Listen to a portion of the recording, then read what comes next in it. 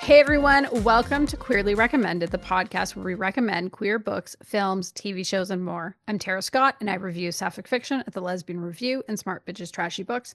And this week we're doing something special because this is our 100th episode. Yay! And I'm Kris Bryant, a contemporary romance writer for Bold Strokes Books. And can you all believe it? 100 episodes. I know. It's been 4 years, 100 episodes. That's amazing. Bunch of bonuses. Yes. It's a pretty awesome ride. So yeah, we're going to do something a little different later. I'm pretty excited about it. Hey, Kris Bryant. Yes. Hi. You have a new book, baby. I do. It is Gaze, and it is Gaze. Mm-hmm. And it's a fun, feel good, nice romance, spicy romance. Yeah, I'm reading it right now. Yay. I think I'm probably a third of the way. Yeah, I told you the part that I was at, and I couldn't remember if that was a quarter or a third. I got sick and stopped reading, so yeah, I'm just starting to dive back into it. But I see why you called it that now. Yes, see? Yes, so it is the final in my series, which really isn't a series. It's just the senses. I've done taste, touch, scent. What's the other one? Listen, the one I won the award for. That one's really good. Listen's a good one. So here's what I found out. I am writing this book now. It's in third person, and it turns out that I really am a first person writer. I really am. That's why I'm struggling so hard with this next book, is because I'm doing third person. And it turns out I'm not that great at third person. Like, my heart is first person. And for some reason, I don't know why I made this third person. So I'm halfway through. I've got to push through, finish it out. You're not going to end up rewriting this as first person, are you? Unless they make me. I mean, it was due January 1st. So I'm already past that. So it got extended to February 1st. So for me to actually switch it to first person this late in the game, I don't know that I can. No, that would be a lot. Yeah, it would be a lot. I came up with a terrible joke for how you could extend the sensory series. Okay, what? It's Ghost for the Sixth Sense. Isn't that bad? That's bad. So bad. That is so bad. It's funny is people always they always suggest it. Aren't you going to write the Sixth Sense? No, I'm not. No, no, that's a whole different. That's a whole different level that I have to learn. And I can't do that. No, let's leave the supernatural to the supernatural writers. Yeah. Right. Yeah. So yeah, but it is out, and I think it's available starting today everywhere. Oh yeah, because this comes out on the 14th. Happy book birthday to Gaze. Thank you. And to Gaze everywhere. Please read my books. And so your city got walloped so hard that even my elderly aunt, who I talk to weekly, told me, and Kansas City had really bad stuff. Right. It was terrible. It started with freezing rain, and which is, of course, is the worst. Freezing rain, I will take snow all day long. It's the freezing rain that takes out everything. Freezing rain takes out the trees. It takes out all the power lines. Yeah. It's just awful. So it was freezing rain, and then it was sleet. And then we had about 24 hours of that. And then we had snow, 24 hours. We had a blizzard for 24 hours. And it was such a big storm, they named it, and it was Blair.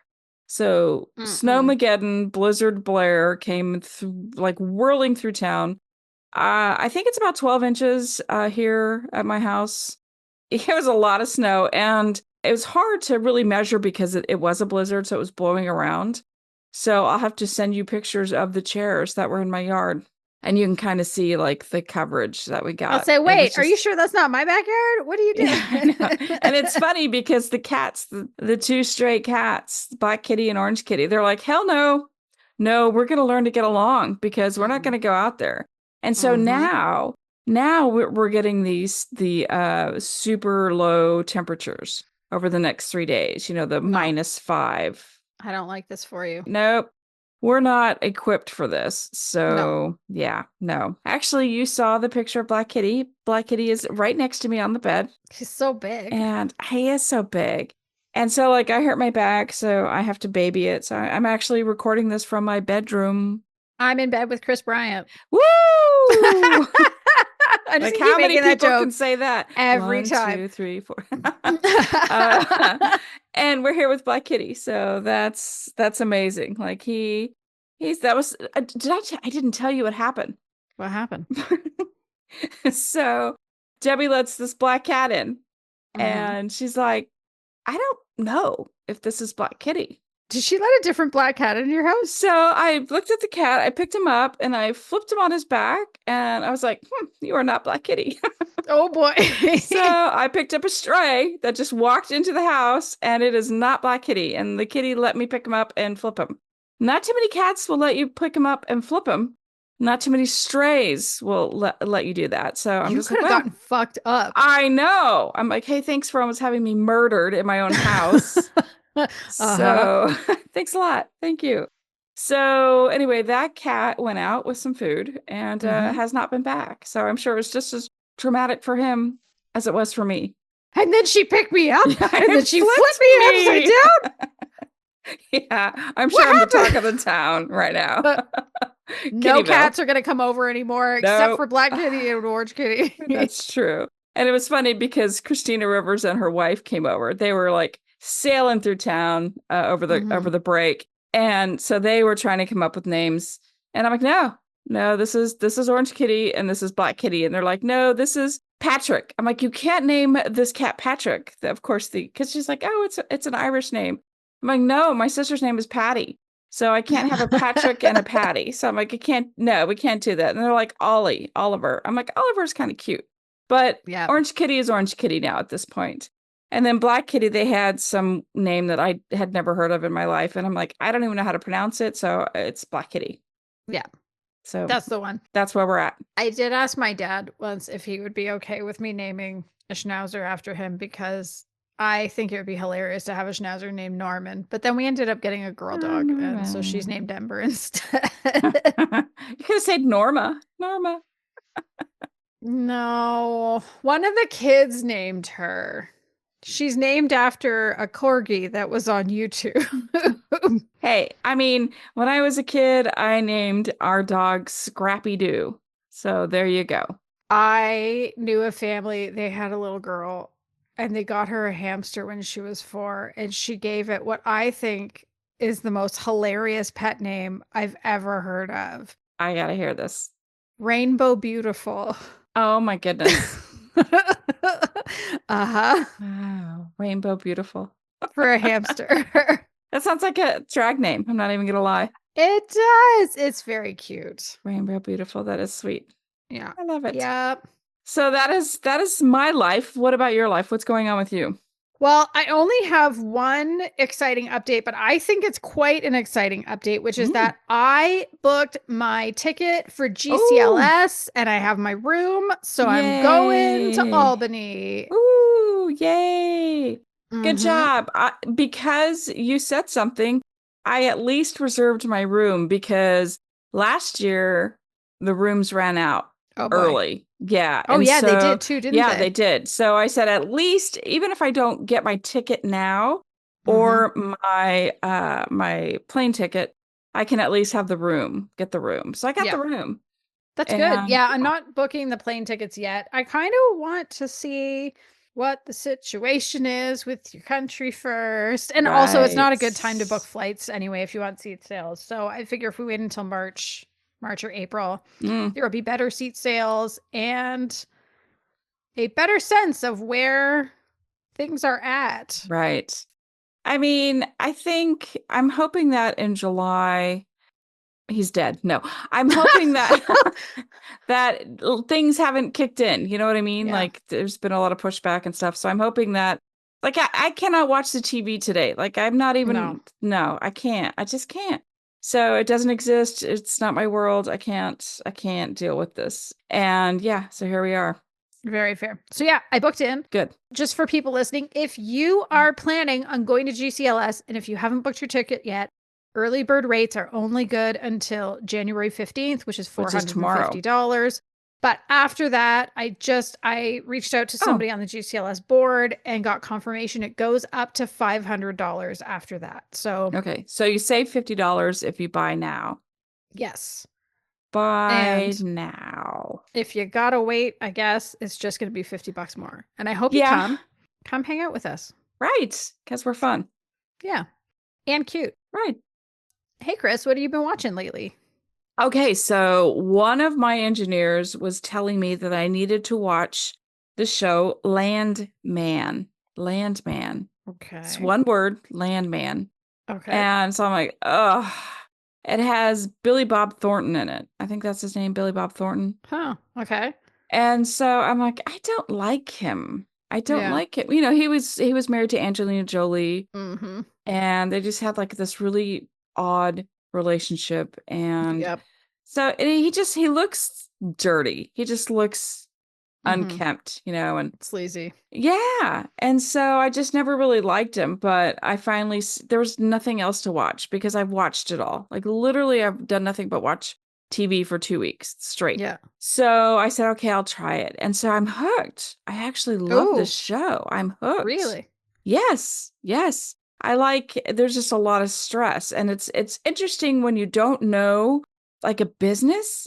You learn the business with the show if it's right. It's about the oil industry and everything that oil is that you need oil for. Yeah. So it is very interesting. As an engineer, I love listening to it and learning things. And anyway, so I do enjoy it, and there's a lot of drama and of course relationships. There's his relationship with his family, with his ex-wife, with, the business side of things. Yeah. So I'm enjoying that. And let's go ahead and say it. We need to talk about this. We need to talk about football. Okay. Tell me about football. So my team, the Kansas City Chiefs, lost their very last game 38-0. Oh, shit. What happened? I don't know a lot about football, but I know that that's not good. That is not a good score, but they did it on purpose. And here's why. They sat out. They rested all the starters. And so that's what teams do. Like, we've already secured the number 1 spot and it's home field advantage. So this game, that the final game really wasn't a make it or break it game for us. So they pulled all the important starters out and benched them.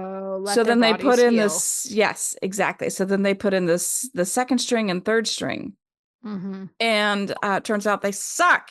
Like the backup quarterback was so bad they pulled him. And I'm like, wow. And I think in my heart, I'm thinking that nobody played hard because I didn't want to get hurt. If you're going to get hurt, save it for the playoffs. And we played Denver, and they have a really good rookie quarterback. And he actually helped me in my fantasy football because he was one of my quarterbacks. Look at that. So I had no bad feelings towards Denver at all. By letting them win, by them winning, it knocked out the Cincinnati Bengals. And so everybody's furious with the Chiefs for quote unquote throwing the game, which they really didn't throw the game. And there's this petition going around that they want people to, because people need to get a hobby. They do. And it's just like, look, the Bills did this too. Josh Allen went in the game for one play so he could get his stat, his whatever stat that he needed. And then he sat out, because the Bills have secured their, number 2 seed. Yeah. And so it's a whole thing. But watching them, you could just tell that nobody wanted to get hurt. Nobody wanted to risk it all for a game that wasn't even important. It wasn't a make or break game, but it was a make or break game for Denver. And so, I was telling everybody, congratulations on your team making it to the playoffs, Yeah, 100%. Good for them. And, Joe Burrow, not a fan. I have no idea who that is. He's just the quarterback for the Bengals, and not a fan. So anyway, that is what I've been watching, a lot of football, and then I'm binging Landman. What about you? What have you been reading or watching? Okay, so a few things. So it turns out Canada's Drag Race. I've been saying the wrong season name all along. I've been saying season 4. It's not. It's season 5, Mm. but it's still good and it's still going. And they're down to the final 5. And there was just a blow up of epic proportions that was very fun to watch. I enjoyed that. And they did a really cool challenge where it's a design challenge, because often they have design challenges, which is like, you need to make a dress or you need to make an outfit. You need to do it in this kind of style or whatever. And they'll be given a theme. And in this particular case, they had to design something for the host to wear on the runway, which was really cool. So they're not designing for their own bodies. They're designing for somebody else's body. And I've never seen that on any of the ones that I've seen before. So I quite enjoyed that. The US, the main regular RuPaul's Drag Race season 17 has started. I have no idea how it's going. I've seen one episode. It's too soon to tell. But I'm glad it started up again. Last time I said I was playing Dragon Age Veilguard, and I finished it. And yep, Yay. It's a long game. I played like 65 hours, but it's because so I started playing because I had 2 weeks off of work, and I started playing kind of before Christmas. And then one of my kids woke up sick on Christmas Day and gave it to me, so that a day and a half later I was sick, and it's that perfect, if you have to be sick, which you never want to be, of course, there's always uncomfortable symptoms, the coughing hurt, not fun. Ugh. But I had no brain fog. And so it's one of those, like, I was too sick to see people, but also I was bored. So I just played this game like it was my job, and I had a great time. And the way I played it was super queer, and that was great. And then I've started playing a game that even you could play and you might enjoy, and it is available on the iPhone. Thankfully, I only found out after I'd already bought it for the Nintendo, because I think if I had put it on my phone, I'd be fucked. What job? It's called Balatro. And if you know how to play Hold'em poker, you know how to play Balatro.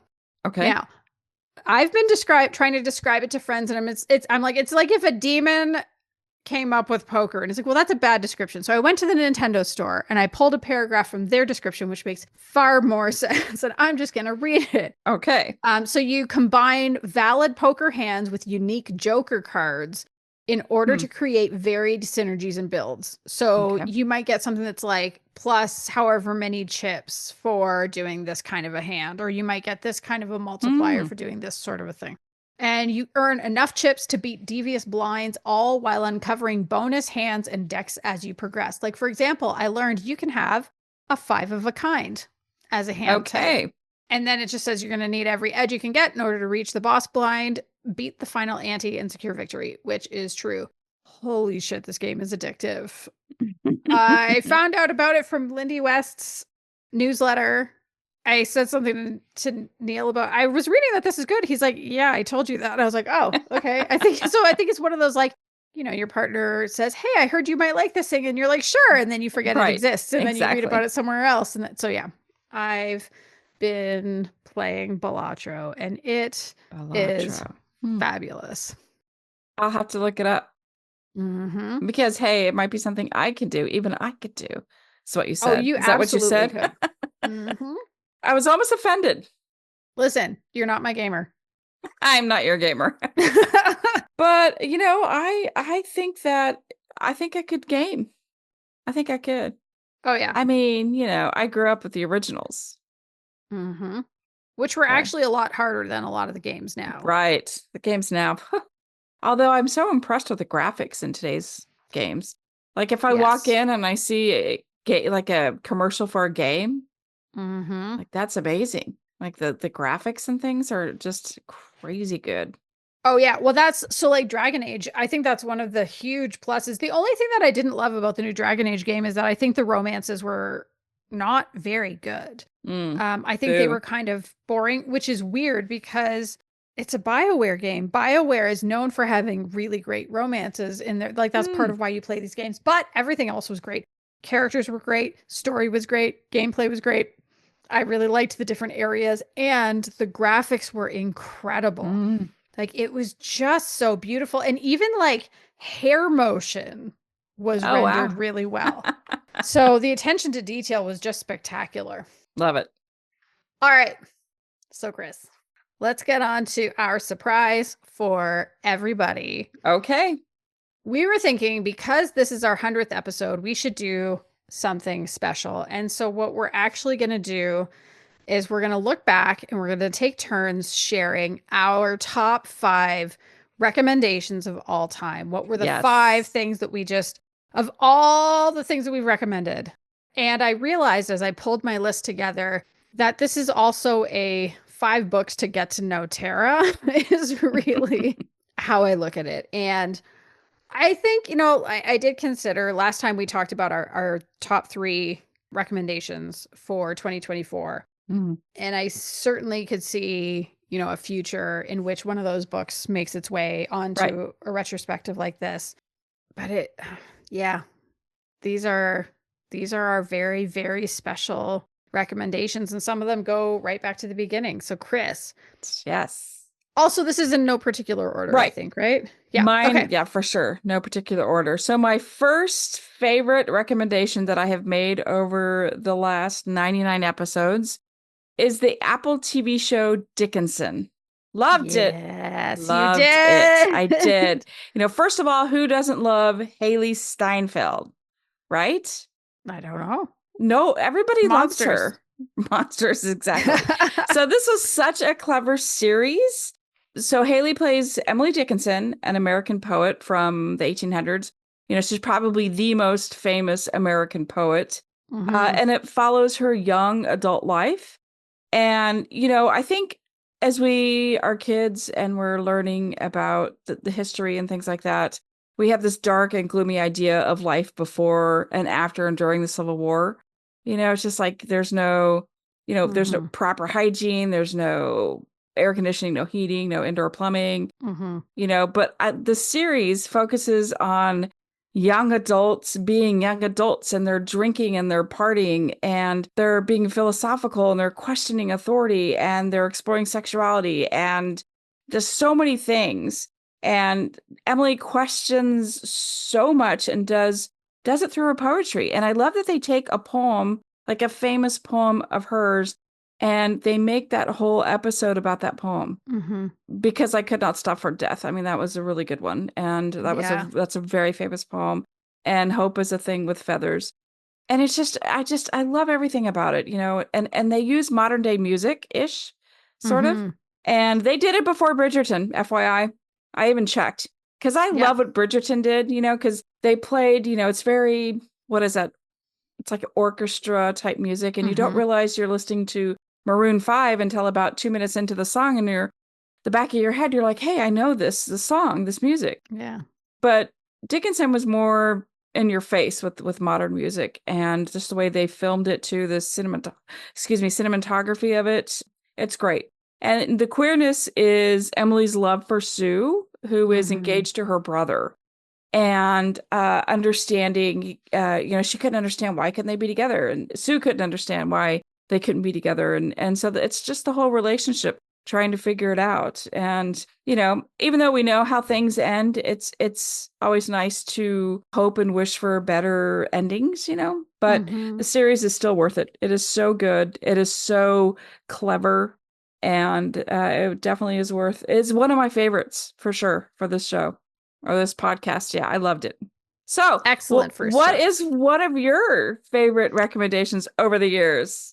Okay, so my first one, for people that have followed me, I mean, you probably know, you might be rolling your eyes. I don't care. It's Hoosier Daddy by Anne McMan and Salem West, because this is the book of my heart. And so it follows Jill Fryman. Everybody calls her Friday. She's a line supervisor at a truck manufacturing plant, and she lives in a small southern Indiana town. Think cornfield country. She doesn't have a girlfriend. She's lonely. She moved back to town not having finished her master's and just feels stuck, and also like she doesn't fit in. Like, people love her there, but it just doesn't, like, she just doesn't feel like she fits, even though it's supposed to be her home. And then Elle comes to town, and Elle is a labor organizer from the UAW. And Elle is beautiful and charming, and she's there with her team to unionize the plant because it's just been bought by a Japanese company. And so it's this question of like, can they get together when Jill is part of management and Elle is an organizer, and how is this going to work? And this damn book, oh my God, I have loved it for probably close to a decade, or maybe even more than a decade. I don't know. It is so funny and charming, and it's one that I know really touched me. And I look at it really differently because when I first read it, I hadn't gone to therapy. I hadn't worked through any of my stuff. And so I identified very much with Friday. And I think, I've done the work. I've reparented myself. I've grown up a lot. But I feel so fond about this book because it reminds me of where I grew up. I did not grow up in Indiana, of course, but I did grow up in a small town in the county, in the like auto manufacturing capital of Canada.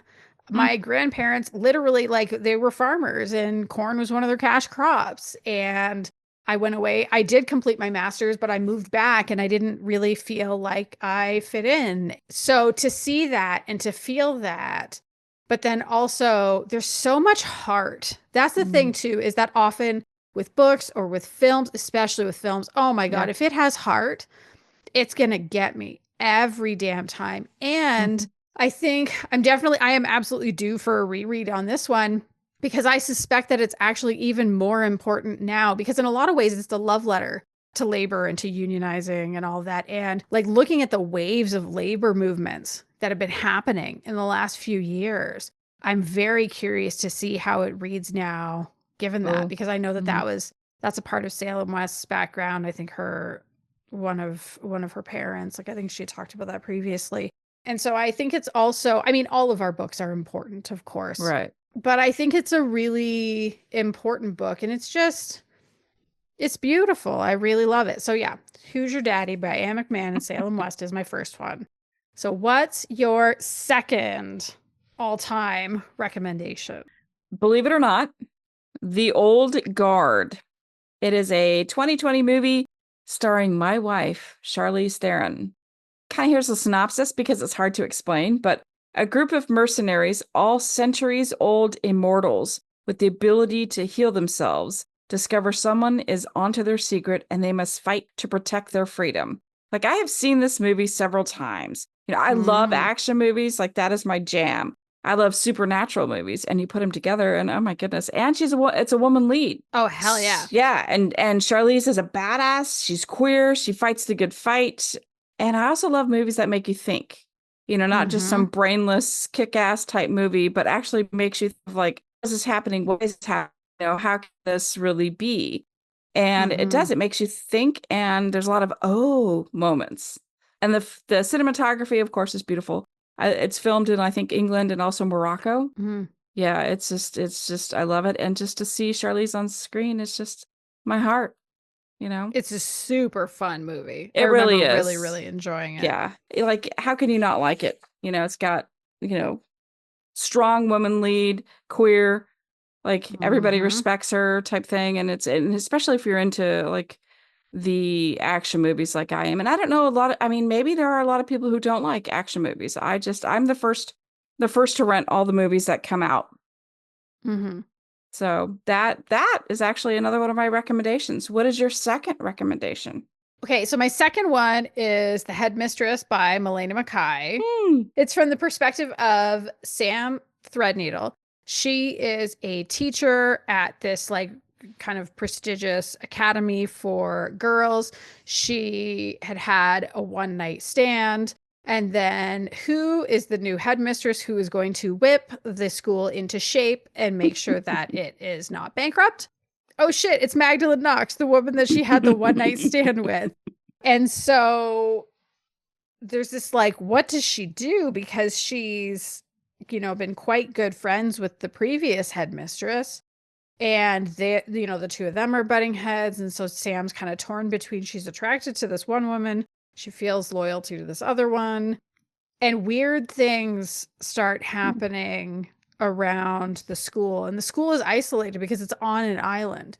And so I love this book because it is one of my comfort rereads. When things are tough, there are two books that I reach for, but this is the one that for sure I absolutely recommend. I can sink into it so easily because the writing is just incredibly atmospheric. And for me, it feels like a fairy tale, but also in some ways it draws on the traditions of Gothic novels, like from the 19th century. And so I think that's something really, it's funny, that only hit me today as I was reflecting on this and pulling this together. And I was like, oh shit. And I'm looking up stuff about the Gothic tradition. And I was like, knock it off. You don't have that much time. Get out of there. It's like the former English major and me being a total nerd. And of course, also like I love Ice Queen romances. Magdalene Knox is one of my favorite Ice Queens. I was so happy when we got a book from her perspective. But for me, this is always the book that's first and foremost in my heart. So I love the kind of the two of them together. But if I could only read one, it's definitely The Headmistress for me. And, you know, every time I read it, I'm just so happy for Sam and Magdalene at the end. I have that smile or that happy sigh. I love that. Probably read it 5 or 6 times at this point. Wow. And yeah, it's one of the books that I made sure to buy a hard copy of because I think I mentioned before, there's certain books that like, just in case, I just want to make sure I have a paperback backup. And that was among the first batch that I bought because I just had to. So yeah, The Headmistress. Nice. I love it. What's your next thing? I'm going to say Heartstopper. And it is a series, I believe, on Netflix. It's they've had three seasons now.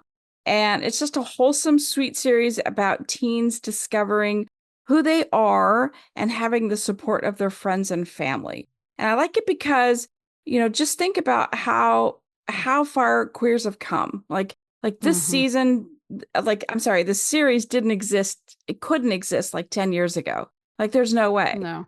So now we have this beautiful love story with these teenagers. And I love that, like, the first season was kind of like about being queer. And the second season was about embracing, like, one of the characters is bisexual. And then the third, like, there's nothing. It's just about teens. Everybody's accepting.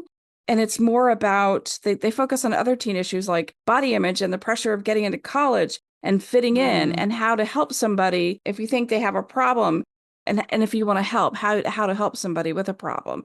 It's very delicate issues that are handled well. And I just loved how the series has progressed over the 3 seasons. I just love it. It's such a feel-good series. And I actually recommended it to somebody on my team who is a young queer. And he had said something and I'm like, oh my goodness, you have to watch this series, like drop everything and just binge watch it. So I love it. It's sweet. I recommend it. I still recommend it. It is one of my favorites. It's such a beautiful series. It really is. I love how it brought in like little tiny illustrated flourishes from the visually because it started out as a graphic novel. And the graphic novel series is also really, really excellent. That's right. Yeah. You read it. And so it was kind of a cute way to just remind everybody of its origins because they're also in Alice Oseman's style.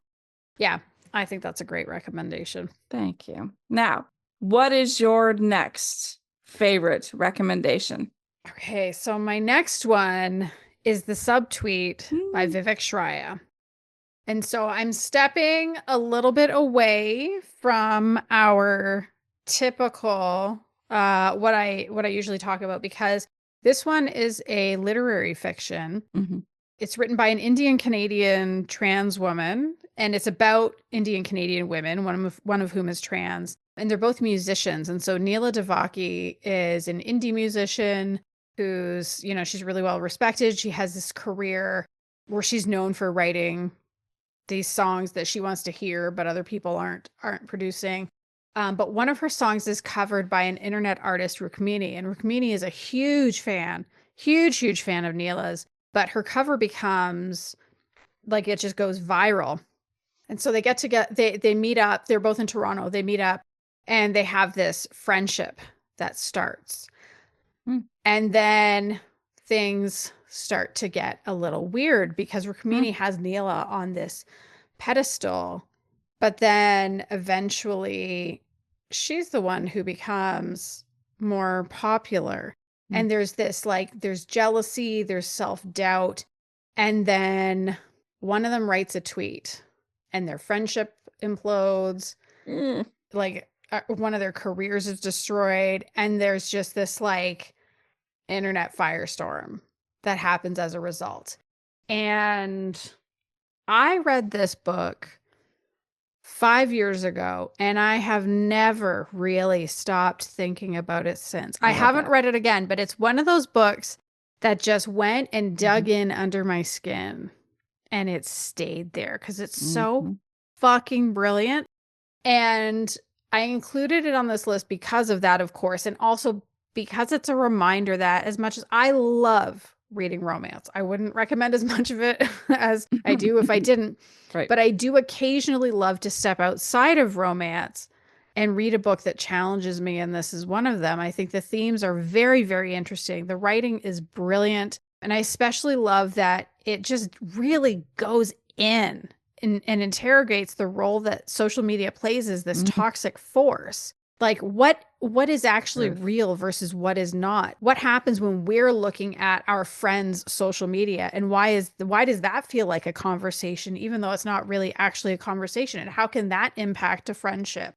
And I think that's even more true today, especially as we've seen, you know, Meta acknowledging, yeah, they know that teen girls have been killing themselves because of their platforms and they don't do fucking anything about it. Like, so it's just so interesting the way this story gets into social media as something that's so toxic, as something that's warping, but also it asks this question about like, okay, if a brown woman becomes popular, if she creates media that white people like, what does that mean? Is she selling out? Is there, and like, I don't know. That is not a conversation for me to have, but it was a very interesting to see the way the story deals with it. And I just think it's so brilliant. And the ending is not neat and tidy.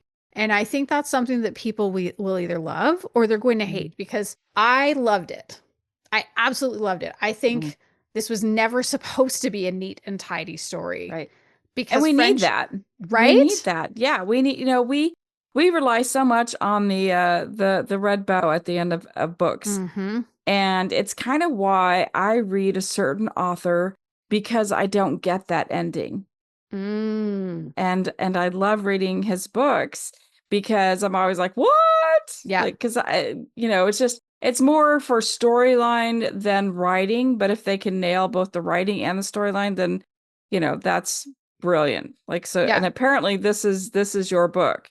And I love that. I love that. This is the one for me for sure. And I think also the other thing I love, and part of why you only get this with a messy ending, is this book is also a reminder that, you know, we talk about romantic relationship breakups as being the most gutting of all. And absolutely they can be, depending on who it is and how it came about. But sometimes friendship breakups can be just as devastating or more. And this gets into that too. So yeah, The Subtweet by Vivek Shraya. Again, Canadian, trans, amazing. I love this book. Highly recommend it. All right. What's your fourth? My fourth is, I think everybody loved this when it came out. It's A League of Their Own. When they did the series on, was it Amazon? Yep. Amazon Prime. Amazon Prime. So it tells a fictionized version of the real Peaches and their struggles to make it as a professional women's baseball team. So what I liked about this was that it actually showed the queerness. And like everything you read about baseball, women's baseball during this time, like 3/4 of the women were queer. And so this story actually, I mean, I think it was like 12 episodes. It was like 8 and then 4. So it was like 1.5 seasons. Sadly, it wasn't longer than that. Did they get the extra half a season? It's I don't know if that, I think a total of 12. I think when I looked it Mm. up, I think it was a total of 12. So the first Mhm. season was 8, and then they did like a short second season, which fuck, whatever. That was like Yeah. terrible. They should have, it should still be ongoing, but because it was Mhm. so awesome. It was so great to see like women, queers, sports, win-win. It was Well, great. and black women and black queer Yes, women right. also, because when you go back to the movie A League of Their Own, Mhm. that both of those stories were very absent. It was very Right. straight and it was very white. Very white. Very. But here's the thing, Rosie O'Donnell was in both. Yes. Oh, Yes. yay. Yes, she So that was was. kind of fun. That was fun to see. Like it was one of Yeah. those where like growing up, it was always like, is she gay? Is she not gay? You Yeah. just you weren't ever, back then you didn't have the internet where you can Google everything, and now you can just like pick up your iPhone and say, is this person gay? Oh, they are. Mm-hmm. Cool. We didn't have that back then. It was always a guessing game and you couldn't come out. And of course I loved it because I was a Madonna fan, Oh FYI. yeah. Oh my God. I dress like Madonna. Remind me to show you. I'll send you the Madonna picture of me. Remind me. Hell yes. Yes, I will. I had the lace. I had the hair Mm-hmm. ribbons. Oh yeah, I'm sending it to you. Very good. I'm very excited So about this. yeah, so I love the movie and I love the music from the movie. And so then when it came out with the series and all the gay people got to be gay, I mean, how could you Mm-hmm. say no to this? It was so important for us, and they did a really good job on the series. So that was definitely one of my recommendations. I love it. Yeah. I love it. What about you? What is your fourth recommendation? Okay. So I'm kind of cheating because it's 5 books. But What? to be fair, they're all in Cheater. one binding. So it's one book, right? Okay. I think All if it's right. so I am recommending the Beebo Brinker Omnibus and Okay. Bannon's Pulp Classics. So Anne Bannon, one of the most famous authors of lesbian pulps in the Yes. 1950s and Queen. 60s. She's one of the most popular. Odd Girl Out was the first one, I believe, that came out, and it is in this collection, even though it's not the first. Like Beebo Brinker isn't in it at all. And I remember reading it. I mean, I was so fortunate on my last podcast to be able to interview her. And we reran that as a bonus episode of this podcast. So go look up Anne Bannon in our feed and you'll find Mhm. her. She saved who even knows how many lives that she Mhm. saved. But what I do know from another interview that I did on my old podcast, when I talked to Catherine V. Forrest, because Les Do Books was when I was talking to authors about, I was either asking for, what 5 lesfic books do you love? Right. Or, what was your journey with lesbian fiction? And so I talked to Catherine V. Forrest about it. And she talked about how, she wanted to kill herself. And she went into a dime store Mhm. in Detroit. And like I know the bridge she was talking about wanting to jump off of. Wow. But Detroit was right across from where I grew up. Mhm. And she said she went to a dime store and she found the book Odd Girl Out. And she learned that there were other girls like her. And Anne Bannon got so many letters about it. And the thing that was so cool about Odd Girl Out, because like, yes, there is a romance to it. No, it does not have a happy ending, but it has a really, really optimistic ending. It has a really positive ending. None of the lesbians are killed. None of them are institutionalized. Nobody is punished. There's just this like, I'm going to go and like live in a city. I'm going to go be a badass in a city. Like it was just so Mhm. cool. And when I read that, and I did get it as part of this omnibus, and I read the whole thing, and I recommend most of them, and I have a huge content warning for one of them that I'll give in a little Mm. bit. But what really struck me about her writing is it's so raw and vivid, and it just feels so immediate. And I remember Mm. when I was talking to her, she was like, I didn't know that like if I'm remembering correctly, the sentiment was something along the lines of like she didn't know they'd be this big of a deal. Or maybe she would have Wow. tried to write them more beautifully.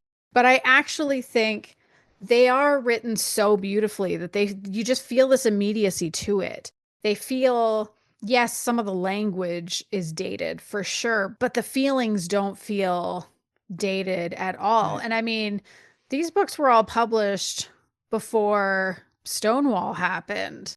And it was important to me to recommend them because these are a part of our history. We cannot forget our history. You don't get the current romance scene without Anne Bannon because you don't get it without Catherine V. Forrest either. Like this is a huge part of our tradition and our roots. And with the attacks on our literature, I think we need to actually dive into some of those more historical texts. And this is a perfect way to do it. And I didn't check the price on the American site, but on Amazon Canada, it was like $18 for an ebook with all 5 of these. So that's a great price. Yeah, it is. Okay. Content and trigger warnings, however, for one of the books, it's called Women in the Shadows. The cool thing about this book is it had interracial relationships. When you consider when it was published around 1960, that's fucking huge. It is. The less cool things about this book: alcoholism, domestic violence in lesbian relationships, corrective rape, 2 dogs get murdered.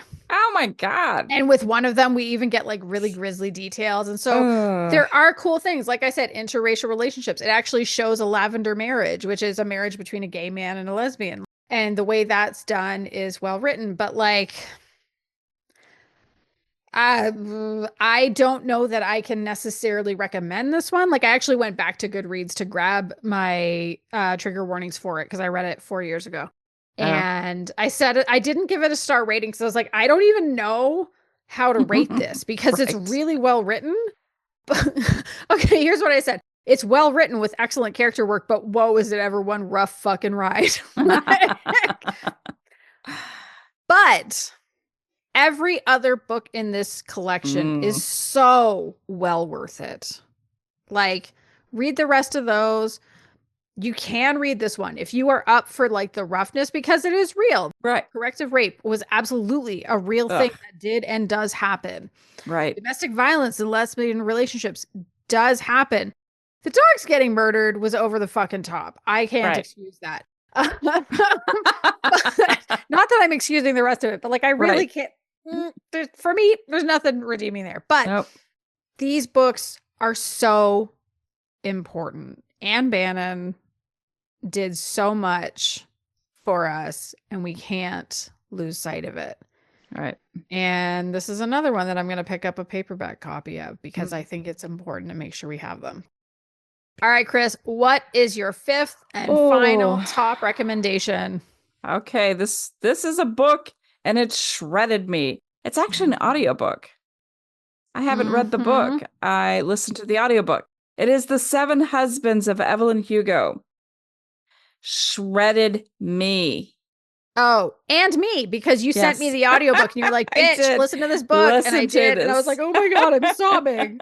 I'm sobbing? Yes. What? Yeah. I know. Yeah. So I downloaded it on the way to P-Town. I drove, I think it was COVID. And I drove to P-Town. And that's like 24-hour drive for me. So I downloaded the book. I think it's like, I don't remember how long it was. It was super long, like 17 hours or something. And it was a very long book.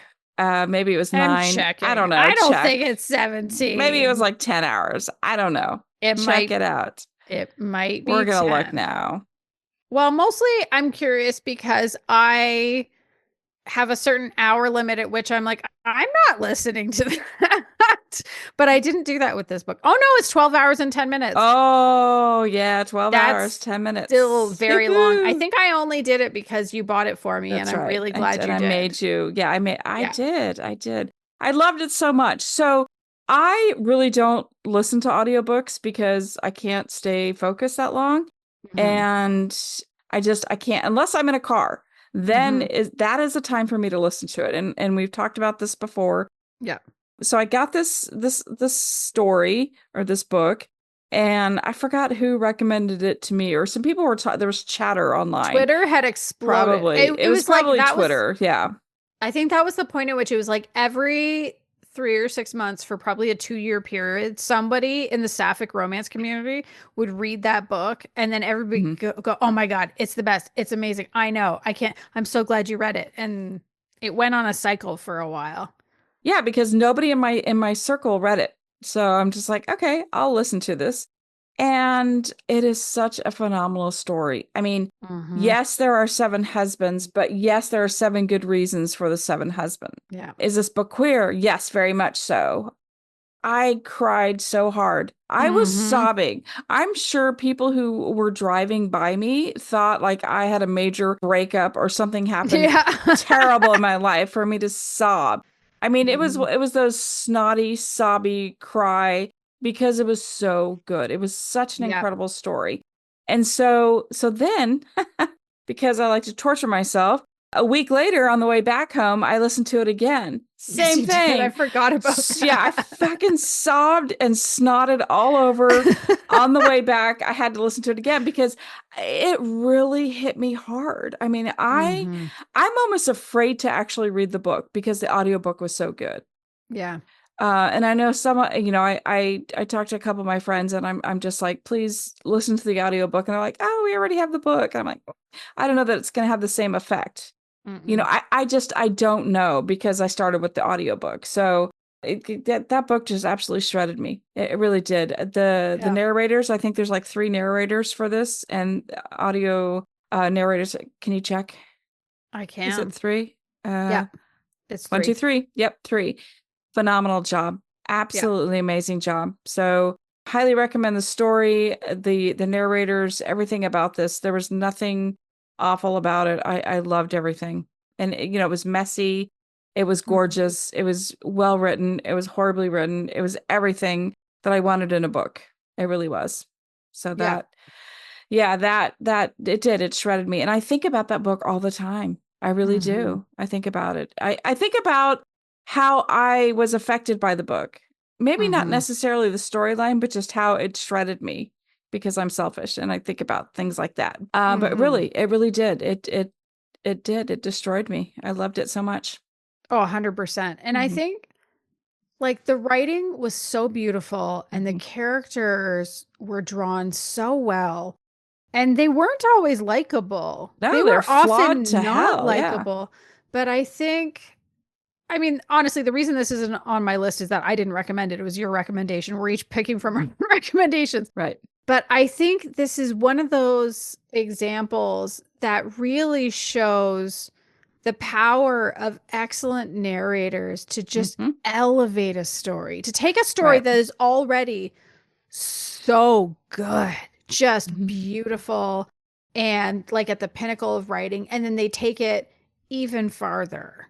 And I think that's just such a gift and something so special. Yeah, this is really like a one of a kind. Well, and I didn't tell you the other part of this. I made forced at gunpoint. I made Debbie listen to this as well. Mhm. And so I kind of sneaked into the room at the part. And so I was on the carpet, just kind of on the floor. I don't know what I was doing on the floor, probably playing with Molly. And I cried again. So I have cried Mhm. 3 times on this. So it's Mhm. just, yeah. Yeah. So that is my final recommendation, even though I have an honorable mention later. So, Tara, what is your final recommendation for our 100th episode? All right. So again, for the people who know me very, very well, you can Yes. probably choose what this is because Yes. you've been saying all along, where is it? Come on. No, for real. So, my final recommendation is the Carlisle series by Roslyn Sinclair. So, it's a duology, Truth and Measure, and then Above All Things. And again, am I cheating by including 2 books? I actually Yes. don't think I am because neither book stands alone. Oh, that's true. So, Okay. that's why for Okay. me, when yes, okay, it's a duology, it's 2 books, whatever. But for me, I think of it as one book and it is my favorite book. And Mm. so it is told from the perspective of Jules Moretti. And when Truth and Measure starts, she has been the executive assistant to Vivian Carlisle for about a year. Vivian is the editor in chief of Du Jour magazine, so it's a fashion magazine. Jules is fucking great at her job. She knows everything she needs to keep her mercurial boss's schedule running and not get her own head chopped off. But Vivian learns that she is pregnant because she had kind of a one last bang with her soon-to-be ex-husband. And this pregnancy means that she's leaning on Jules a lot more. And, you know, as that happens, and they spend Christmas together. They do all these things together and all this time, and they end up falling in love. And it's terrible timing, of course, because you shouldn't fall in love with your boss, or if you're a boss, with your employee. But hey, there's another book. It's called Above All Things. And that is the book where Jules is not working for Vivian anymore. So now it's like, how do they navigate this romantic relationship when Jules is starting a new job? Vivian is a workaholic. There's a whole ass baby that's arriving soon. What do they do with that? And they have so much chemistry and they clearly adore each other, but like, how do you prioritize things if you're going to get that actual happily ever after? This book, oh my God. I love it so much. I love it so much that Milena, McKay, and I did a bonus episode a couple of years ago where we did nothing but rave about it. So I was really nervous to read it. When it was announced, I was really excited, but Truth and Measure was originally like just one big long, like very long, over 200,000 words. It was a fanfic. It was a Devil Wears Prada fanfic. And I read that one at least once a year. Like, I'd probably read it 4 or 5 times. And I loved it so much that I was terrified to read the published version, because what if it wasn't as good? What if I didn't like it as much? And I was delighted to learn that it was better. It took out the stuff that there was stuff that there was one scene I really hated. And that's okay. Not everything's going to be for everybody. But like, there was one scene I really hated. And then there was a bunch of stuff that I was kind of neither here nor there about. That was all gone. And then there were new things that were added that I really loved. Nice. And I just think it's better. It's tighter. And I don't read the fanfic anymore. I haven't read the fanfic since. I've read the published version several times since. I read it about once a year now. And it's one where, like, for me, the chemistry is just correct. And I don't even know if it's fair to call it chemistry. I actually think this is the book where, when I really think about it, what is it that gets me? It's the passion between these two characters. Okay. I don't think I've seen anything like it before or since. There's something just so special about it. And every time I read it, it's really funny. I think because, I take about a year before I go in to reread it. And then I think, I don't know, is it really going to live up to my memory? Is it really going to be quite like that? And then I do. And it's like, yes, of course it is. Because it's still the same book. Like, yes, I love it just as much. And so, yeah, Truth and Measure, Above All Things by Roslyn Sinclair. Go get it. It's incredible. It's my favorite. Those are my 5 books.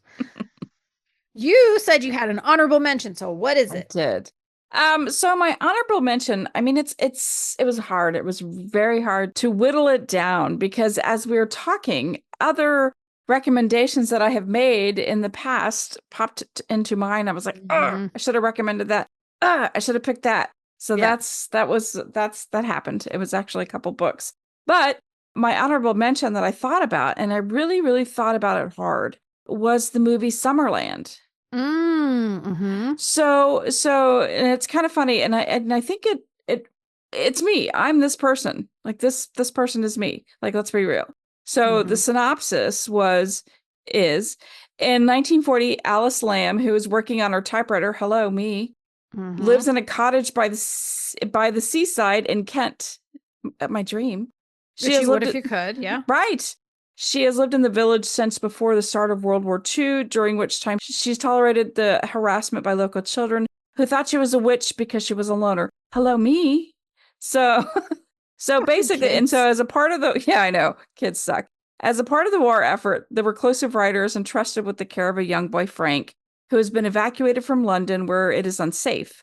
Alice has not volunteered to be a host and does not want to care for him, as she fears it will interfere with her work, researching mythology and folklore, but reluctantly agrees to let him stay, believing that he has nowhere else to go, and she will be able to be rid of him in a week. And so just how that story, how he comes to be in, in Kent, and how he is kind of given to her, that whole story is beautiful. It's a beautiful story. I loved it. I loved the ending. I loved everything about it. And it's one of those where I forgot about it. And then looking over the list, I saw it and I was like, did I was like, was this one of the ones that I could put? And it wasn't really like the top 5, but I really, really enjoyed it. And then thinking about it again and reading the synopsis and remembering it, I was like, yeah, I really did like this one. So that was my honorable mention. Yeah. And I know you can't resist an honorable mention. What is your honorable mention? I am 100% cheating. I will cop to it because I have 2 things for my honorable mention, but it will make sense. So the first one is The Queen. It's a documentary from 1968. I watched it on Netflix. Hopefully it's still on Netflix.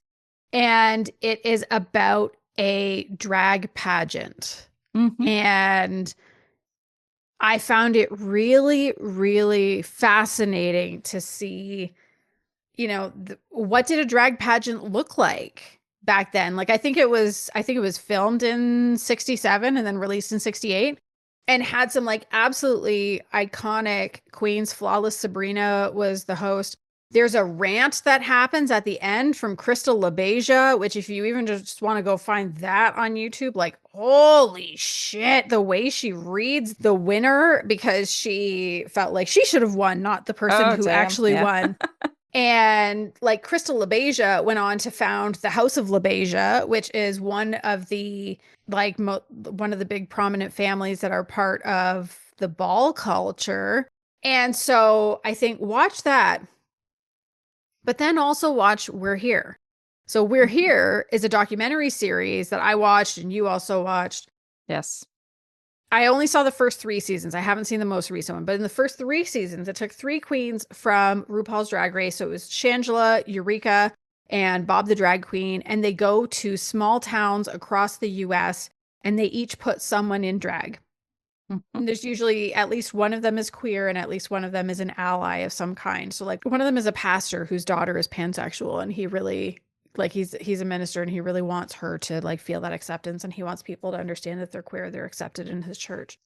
We interviewed one of the mothers from I think it was in North Dakota, and her child is trans, and so she got into drag for her kid kind of as a way to stand up. And it was a really wonderful show for showing kind of the transformative power of drag and what it is to like put on a drag show and the community. And I think given the way drag has been under fire, I really think these 2 pieces of art are important. And I mean, that 3rd season of We're Here won a Peabody Award, right, as a documentary series. And so those are my honorable mentions.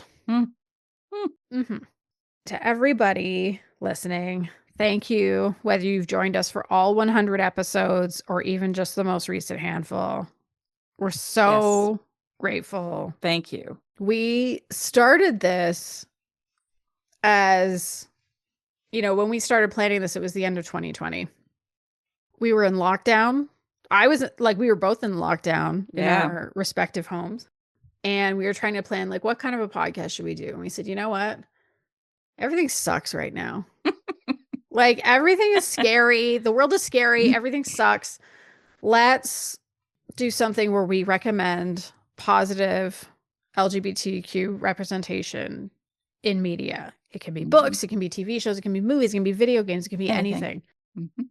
And here we are 100 episodes later. Amazing. And everything sucks and it's kind of scary now. It's a circle. Here we are, full circle, back to the sucking part again.